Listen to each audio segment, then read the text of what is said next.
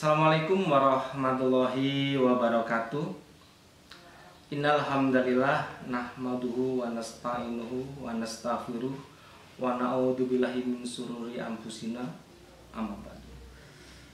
Anak-anakku peserta MPLS yang berbahagia, hari ini kita akan bersama-sama untuk membahas sebuah materi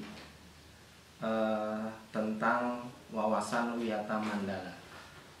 Tapi sebelumnya Bapak akan memberikan ucapan selamat dulu kepada kalian yang sudah terdaftar dan diterima di SMA Negeri 1 Kalderjo ini. Semoga nanti kalian bisa bersama-sama dengan kita untuk sama-sama belajar di sekolah ini. Suasana yang tidak biasanya, dimana ketika siswa baru itu mestinya akan berkumpul di sekolah, di tempat yang baru untuk saling mengenal teman, mengenal lingkungan. Tetapi karena suasana COVID-19 ini, maka tidak memungkinkan kita untuk berkumpul, sehingga kegiatan MPLS kita pada tahun ini dilaksanakan dari rumah. Jadi tetaplah di rumah, walaupun di rumah kita masih bisa bersama untuk belajar. Baik, sebelum Bapak menyampaikan materi tentang wawasan Wiyata Mandala ini, Bapak ingin memperkenalkan dulu. Mungkin di antara kalian pasti sudah ada yang kenal saya, iya.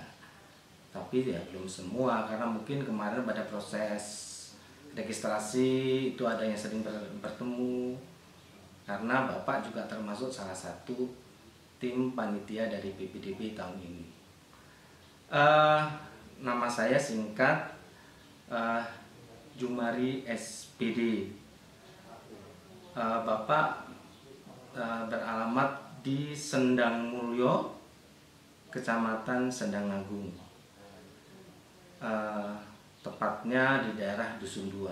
Kalau kalian nanti lewat, silahkan mampir. Di sekolah ini Bapak adalah tim pengajar. Mata pelajaran yang Bapak ampu ini adalah Bahasa Indonesia di kelas 11. Selain Bapak mata pelajaran Bahasa Indonesia, Bapak juga diberi tugas tambahan, ada di pembina ekstrakurikuler untuk paduan suara dan pembina OSIS. Nah, untuk kalian yang anak-anak baru yang nantinya hobi atau ingin senang dalam organisasi, silahkan nanti untuk bergabung di organisasi OSIS. Baik, itu perkenalan singkat dari Bapak. Selanjutnya kita akan langsung masuk ke materi, dan saya harap kalian tetap sambil santai di rumah, dan silahkan simak materi berikut ini. Oke, baik, kita akan masuk ke pembahasan yang pertama, yaitu pengertian dari wawasan Wiyata Mandala.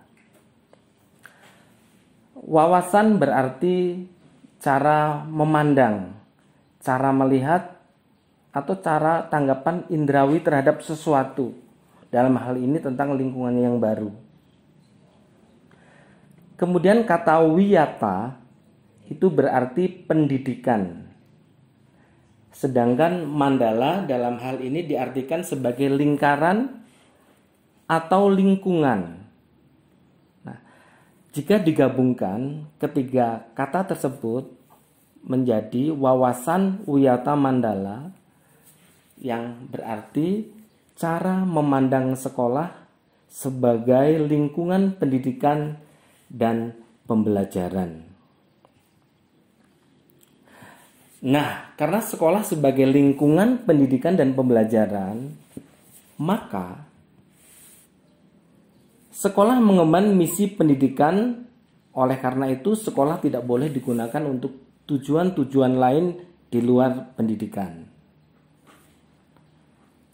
Sekolah harus benar-benar menjadi ciri khas masyarakat yang belajar di dalamnya. Sekolah terus-menerus menggali, mengenal, memahami, menyadari, menguasai, menghayati, dan menyampaikan nilai-nilai positif yang ada pada sekolah. Sekolah menjadi suri tauladan masyarakat sekitarnya karena misi pendidikannya itu. Nah, bagaimana cara mewujudkan wawasan Wiyata Mandala? Dalam hal ini ada 5 komponen penting yang mesti ada dalam suksesnya penerapan wawasan Wiyata Mandala di sekolah. Yang pertama adalah peran kepala sekolah, yang kedua peran guru, yang ketiga peran sivitas akademika, 4 peran murid, dan yang kelima peran masyarakat sekitar.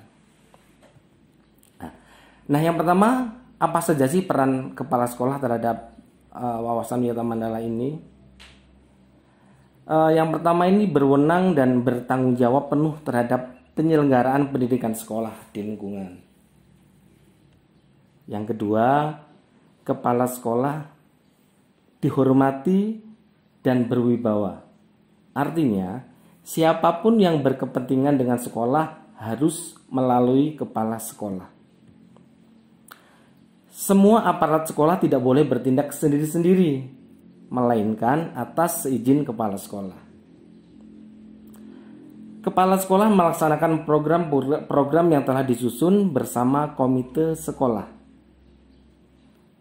Selanjutnya, kepala sekolah menyelenggarakan musyawarah sekolah yang melibatkan pendidik, OSIS, komite sekolah, dan pihak keamanan setempat.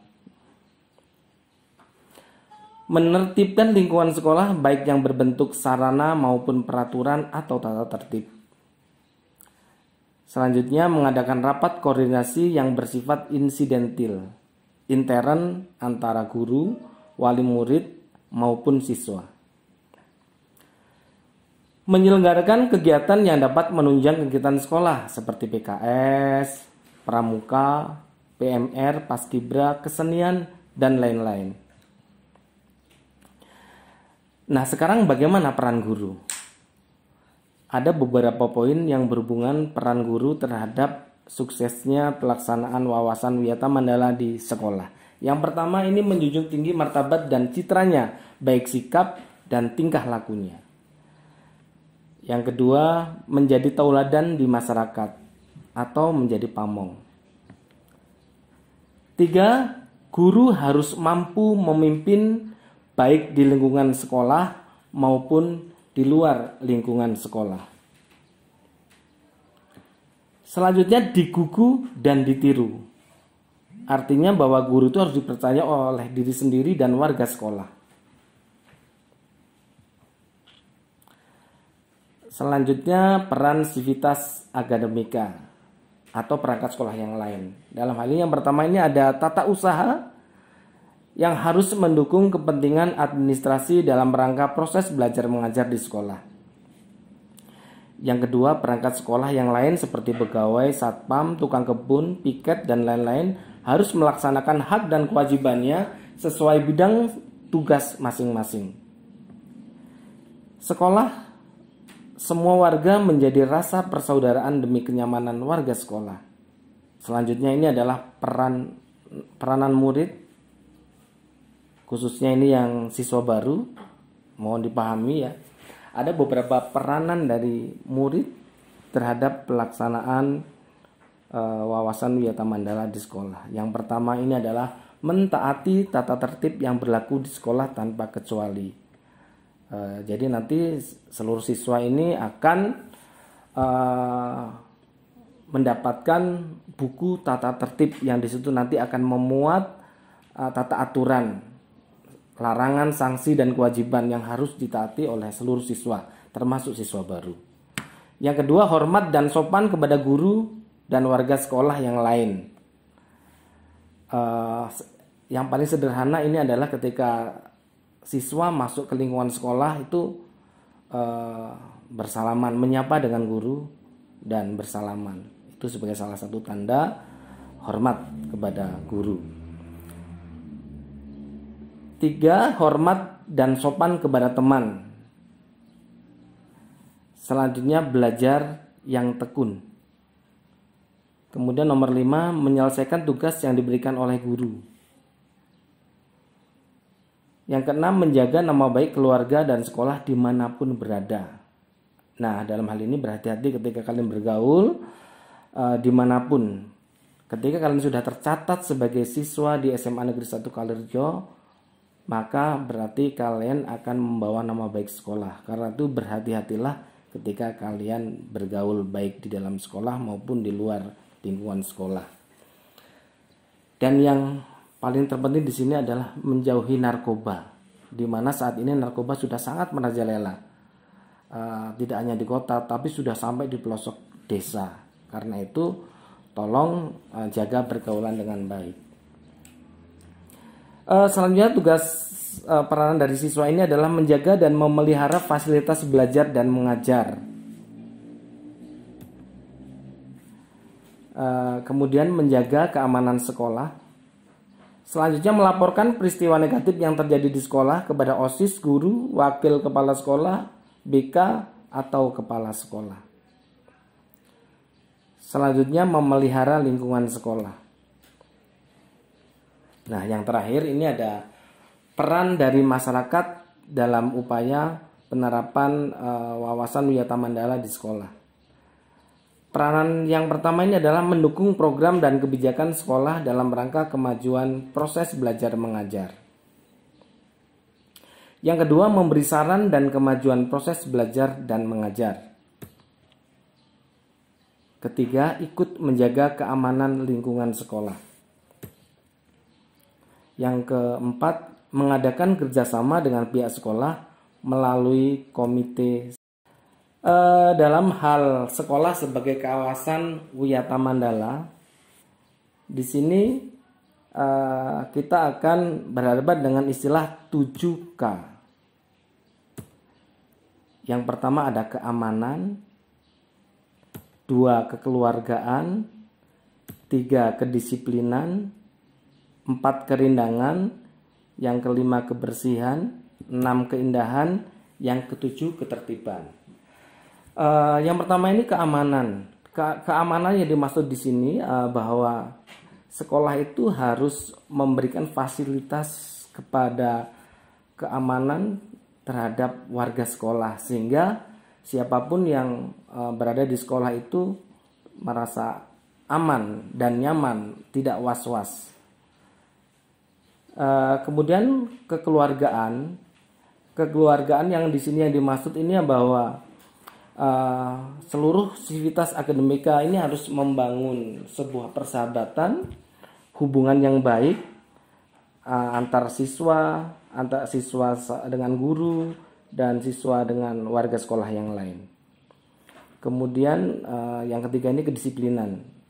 Dalam hal ini kedisiplinan yang dimaksud di sini adalah bagaimana siswa itu tidak melanggar tata tertib di antaranya. Kemudian yang keempat kerindangan. Kerindangan ini adalah satu suasana di mana sekolah itu banyak terdapat tanaman-tanaman yang bisa untuk mencegah dari suasana panas, sehingga banyak pohon-pohon yang ditanam sehingga lingkungan menjadi hijau. Kemudian kebersihan, ini berhubungan dengan sampah. Jadi seluruh warga sekolah diharapkan nanti bahwa sampah-sampah yang ada itu harus secara berkala itu dibersihkan setiap hari dan dibuang di tempat sampah. Kemudian terakhir ini sampah ini dibawa ke tempat pembuangan akhir yang sudah disiapkan oleh sekolah. Kemudian yang kelima tentang kebersihan, ini berhubungan dengan selain lingkungan, ini adalah kelas. Jadi setiap kelas itu nanti harus ada piket, kemudian ada sanitasi, ada cuci tangan dan sebagainya. Ini berhubungan dengan kebersihan. Kemudian keindahan di lingkungan kelas dan sekolah itu nanti ada taman-taman yang bisa membuat suasana menjadi indah. Dan selanjutnya ini adalah ketertiban. Ini berhubungan dengan pelaksanaan bagaimana tata tertib yang di sekolah, yang diterapkan di sekolah ini. Baik anak-anak, kita akan lanjutkan materi ini. Sebagai lembaga pendidikan, maka sekolah tidak boleh digunakan untuk satu, promosi dan penjualan produk yang tidak ada hubungannya dengan pendidikan. 2, tempat penyebaran aliran sesat dan penyebaran ajaran agama tertentu yang bertentangan dengan undang-undang. 3, propaganda politik atau tempat kampanye. Nomor 4, syuting film atau sinetron tanpa izin pemerintah daerah. Kemudian yang kelima, kegiatan yang dapat menimbulkan kerusakan, perselisihan sehingga suasana sekolah menjadi tidak kondusif. Bagaimana mekanisme pelaksanaan Wiyata Mandala di sebuah sekolah? Di sini dibagi menjadi 2 tahap. Yang pertama adalah tahap preventif atau tahap awal. Pada tahap preventif ini yang harus dilakukan yang pertama ini adalah memelihara sekolah melalui 7K. Tadi yang sudah disebutkan di awal tadi. Kemudian yang nomor 2, ini menciptakan suasana harmonis antar warga sekolah. 3, membentuk jaringan pengawasan. 4, menghilangkan bentuk perpeloncoan saat MPLS atau MOS. Yang kelima, mengisi jam kosong dengan kegiatan ekstrakurikuler. Yang keenam, meningkatkan keamanan dan ketertiban saat berangkat dan usai sekolah.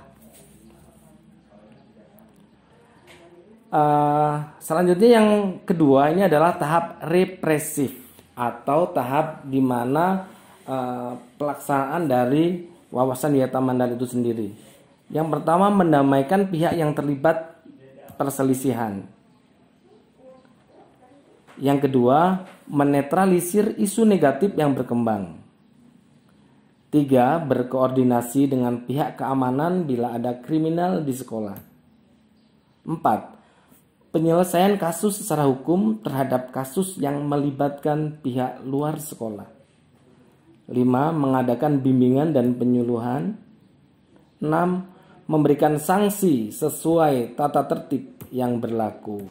Oke, gimana anak-anak materi yang sudah disampaikan oleh Bapak tadi? Bapak berharap kalian tidak jenuh dan masih stay di rumah. Pak Guru berharap bahwa materi yang sudah disampaikan tadi itu bisa bermanfaat buat kalian, sehingga nanti ketika kalian masuk ke sekolah ini, kalian sudah mengaplikasikannya. Harus seperti apakah siswa baru terhadap lingkungannya yang baru.